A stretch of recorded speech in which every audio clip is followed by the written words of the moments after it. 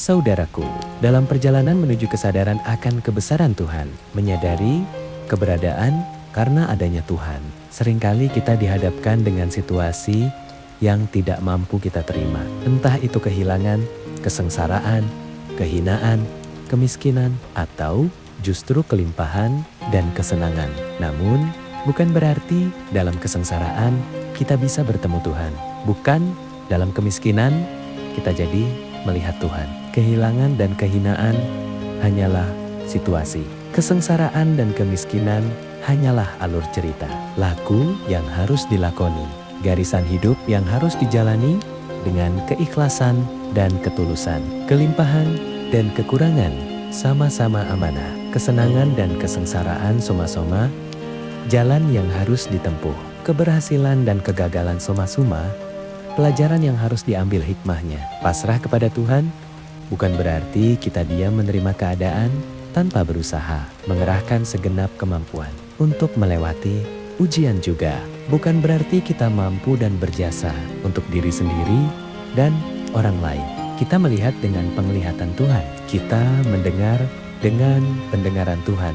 Kita bangkit dan melangkah dengan daya dan kekuatan Tuhan di saat kita jatuh. Seharusnya kita sadar sepenuhnya bahwa Dia sedang membawa kita ke dalam kawah penggemblengan. Saat kita sukses, kita sadar sepenuhnya bahwa Dia sedang menempatkan kita di atas tebing yang terjal, di mana kita harus selalu mawas diri, karena bangga dan sombong itu hampir tidak berbatas.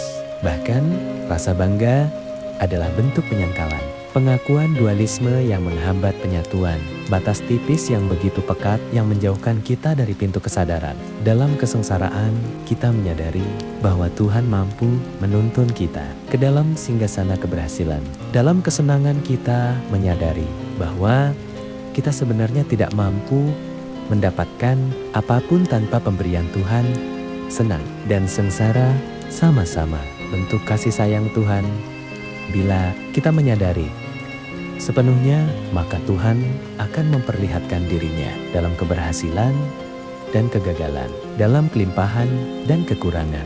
Namun, manusia cenderung sombong dengan kemampuan yang bukan miliknya pada saat berhasil dan mendapat kelimpahan, menganggap semua adalah hasil usahanya, dan lupa bahwa apa yang dia dapatkan adalah semata-mata pemberian Tuhan.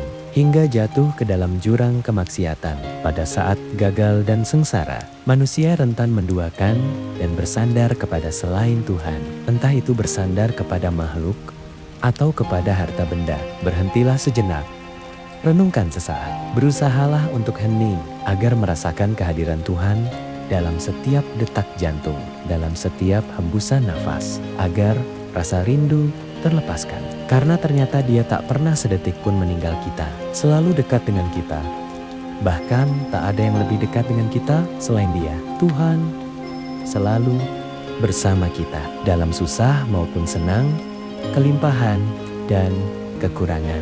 Maka tidak ada alasan apapun untuk manusia selain bahagia. Salam.